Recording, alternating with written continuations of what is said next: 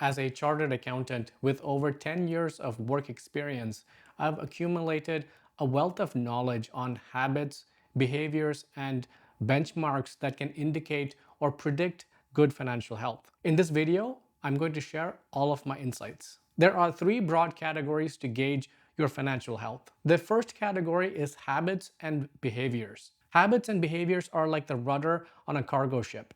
In the short run, moving the rudder doesn't seem to do much. But over the course of crossing oceans, a few degrees off can mean missing your destination by thousands of kilometers. Similarly, there are some financial habits and behaviors that may not seem significant initially, but just like the rudder of a cargo ship, these habits and behaviors can steer you in the right direction in the long run. First on the list is having a plan. It can be as simple as jotting down your goals on a piece of paper or napkin, or as elaborate as an Excel model. The important takeaway is that you have the intention to save in the future. Second on the list is avoiding trends like fast fashion or being early adopters of new tech. I find that most of these purchases are impulse driven. To combat this, wait 24 hours before making a purchase. There is a good chance that you will just simply forget about it the next day. Third on the list is a trifecta. If you price shop and check unit pricing to compare products, if you pay your credit card balance in full every month, and if you set up an emergency fund and leave it alone, then take a bow because you are well on your way to becoming financially well off. Fourth on the list is having a manageable amount of debt. What I mean by this is if you pay off your credit card in full every month, you clearly understand the difference between good debt and bad debt. Some debts are a bit more nuanced, such as a mortgage. I'll give you an example. I have a 5-year mortgage with a low fixed rate interest rate that is coming up for renewal in 2 years. I know that rates will be much higher at the time of renewal. To avoid renewing a large balance, I am prepaying 15% of the principal each year to bring down the balance that I have to renew. There are two advantages to this approach. First, a lower balance will just simply make it easier and more digestible for the bank to renew. And second, after renewal, I'll still end up paying less interest even with higher interest rates.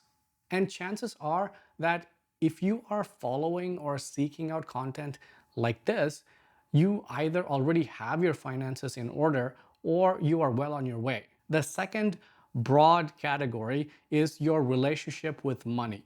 Ask yourself this simple question.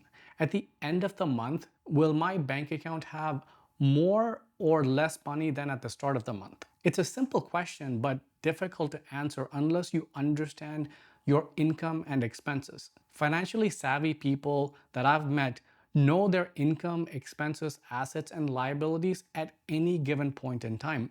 Now, why is this important? If you don't know your starting point, how can you establish goals on where you want to be in the future? For example, if your goal is to exercise and lose some weight, you need to know your starting weight as a reference to track your progress. The financially savvy individuals understand this concept. By being aware of their financial status, they are able to take tangible steps to realizing their goals. So, what are some tangible steps that you can take to help you understand your financial status? To begin, create a budget that looks 12 months into the future. For example, I have an annual budget that tracks my income sources, expenses, and ending cash balance by month. And at the end of each month, I create an actuals column and compare it to the budget column to see where I deviated. It's important to know how much cash you actually retain each month after paying all your expenses. If you find yourself living paycheck to paycheck, examine your expenses and cut back on discretionary items. Even successful individuals fall into this trap through lifestyle creep.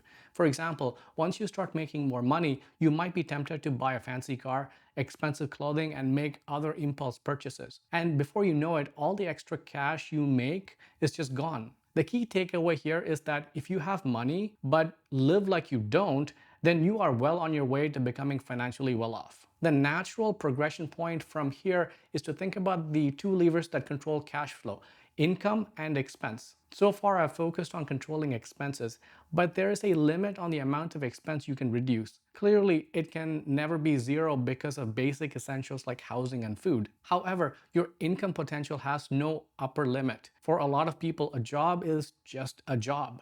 It's a thing they do to earn money. But jobs are like calories. In the same way that 500 calories of fruits and vegetables are better than 500 calories of pizza, a job that you like is much better than a job that you need. If you like your work, you are more likely to pick up new skills and progress to higher paying roles. And the more specific or specialized those skills are, the more valuable it becomes to employers who will pay disproportionately more for it. For example, I've worked in a number of different industries ranging from banking and manufacturing to non-for-profits. I made moderate increases to my salary jumping from job to job, but when I focused my energy towards a niche category within the banking sector called consumer finance, I was able to immediately double and almost triple my income within 3 years. Another example that I could cite is that not all doctors get paid the same. A neurosurgeon gets paid more than a pediatrician.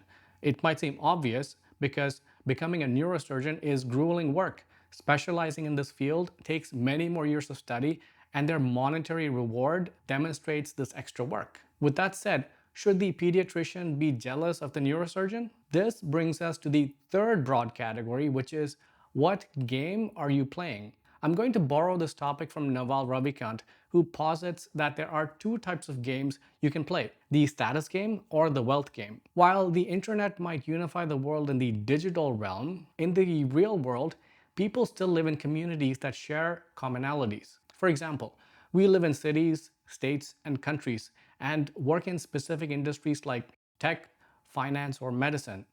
Each one of them represent a cluster of people with some membrane of commonality. In the status game, the goal is to climb the social hierarchy within a cluster. Playing this game involves constantly comparing yourself to others, proving your superiority, and seeking external validation. Competency in this game is relative. You only have to be better at your job than your immediate peer. For a person to win, another has to fail.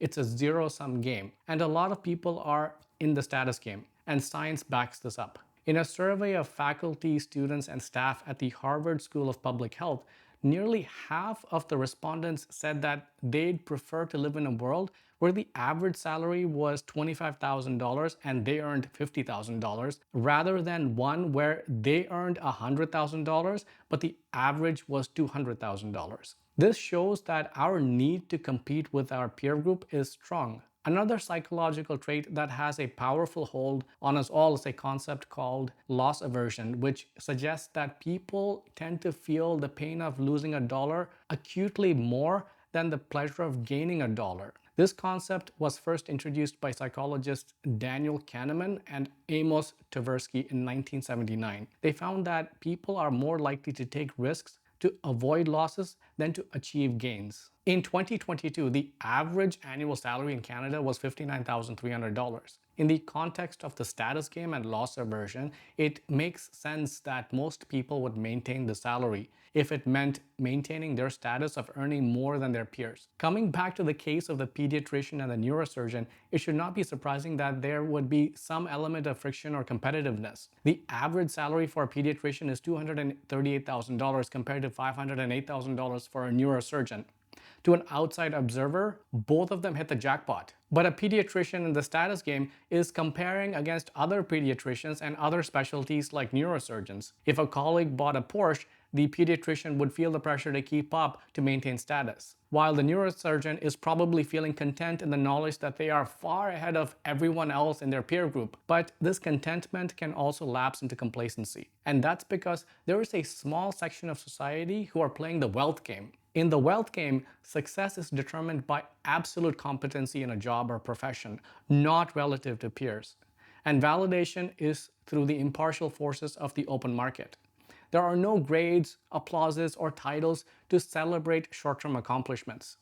The rewards are in the long term in the form of assets that generate passive income. An example of the wealth game is running a YouTube channel. It's almost a full-time job to produce these videos. For the effort of researching topics, writing scripts, filming the video, editing, and publishing the final product, there is no guarantee of success. But with Each video, you improve by a few degrees. And over the course of hundreds of videos, these incremental degrees of improvement add up to a significant upgrade in the quality of the end product. A good video can reach thousands of views and keep churning in the background for months and years after being uploaded. The drive to keep going through the initial difficult phase is internally generated and is fueled by a purpose that transcends any peer group. For instance, the purpose that drives me to make these videos is to share my knowledge in finance that I wish I had been taught in high school. With meaningful purpose, there is little room for complacency to creep in.